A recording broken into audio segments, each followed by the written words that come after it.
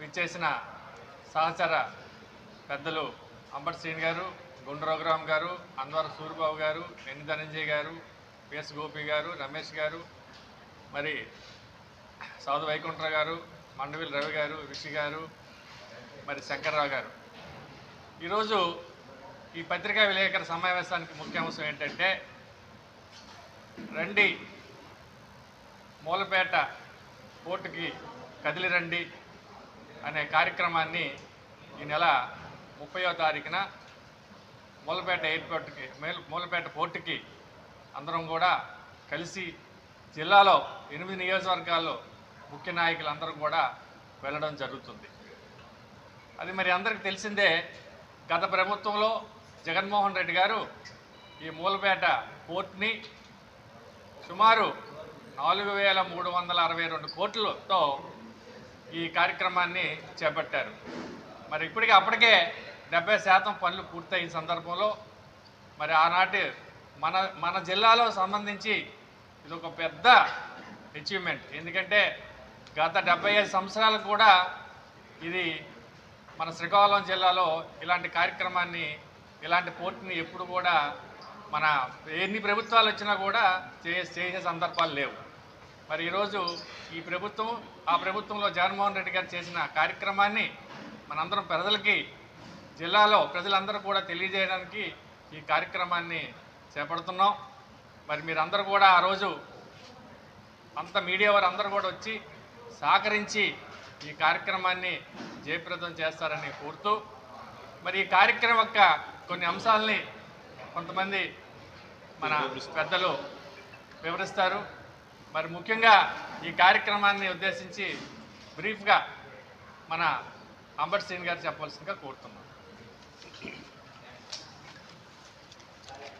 ఈనాటి పత్రికా సమావేశానికి విచ్చేసినటువంటి ఎలక్ట్రానిక్ మీడియా, ప్రింట్ మీడియా సోదరులకి, మా వైఎస్ఆర్ కాంగ్రెస్ పార్టీ జిల్లా స్థాయి నాయకత్వం వహిస్తున్నటువంటి పెద్దలందరికీ నా యొక్క హృదయపూర్వక నమస్కారం తెలియజేసుకుంటున్నా.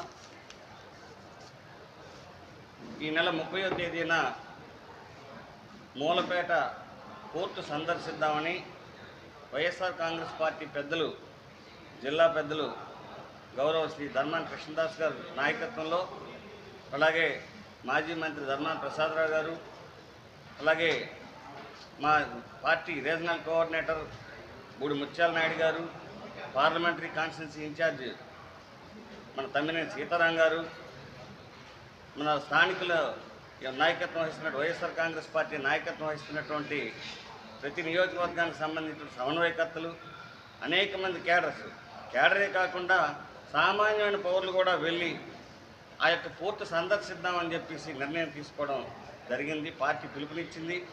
ఎందుకంటే గత ప్రభుత్వం ఇచ్చినటువంటి శాంక్షన్స్ ప్రభుత్వం మారిన వెంటనే ఆ పనులన్నీ నిలిపివేయడం, ఒక ఏడాది కాలం నిండిన తర్వాత అతి త్వరలోనే పూర్తి చేసి హ్యాండ్ ఓవర్ చేస్తామని చెప్పేసి ఈ ప్రభుత్వం ప్రకటించడం ఇది హాస్యాస్పదం. గత ప్రభుత్వం శాంక్షన్ ఇచ్చింది కాబట్టి ఆ పనులు సత్వరంగా జరుగుతున్నాయా లేదా ఇది పబ్లిక్ డొమైన్లో పెట్టాలనే అభిప్రాయంతో వైఎస్ఆర్ కాంగ్రెస్ పార్టీ నిర్ణయం తీసుకోవడం జరిగింది. 30వ తేదీన జరగబోయే ఈ సమావేశానికి స్థానికులు కాకుండా జిల్లాకు సంబంధించినటువంటి నలుమూలల నుంచి కూడా అందరూ ప్రజలు, కార్యకర్తలు, అందరూ ప్రజాప్రతినిధులు, అలాగే మీడియా సంస్థ వారు, ముఖ్యంగా మీడియా ద్వారానే నలుమూలల జిల్లాకు తెలియాలి కాబట్టి అందరం వెళ్ళి పరిశీలించి ఆ పనులు ఎంతవరకు జరిగాయి, ఇంకెన్నాళ్ళు టైం పడుతుంది, శాంక్షన్ 3,462 కోట్లతో శాంక్షన్ అయినటువంటి శాంక్షన్ అది. గత ప్రభుత్వం దానికి మంజూరీ చేసి దానికి వెనక అంటే బ్యాక్గ్రౌండ్ ఏదైతే మనం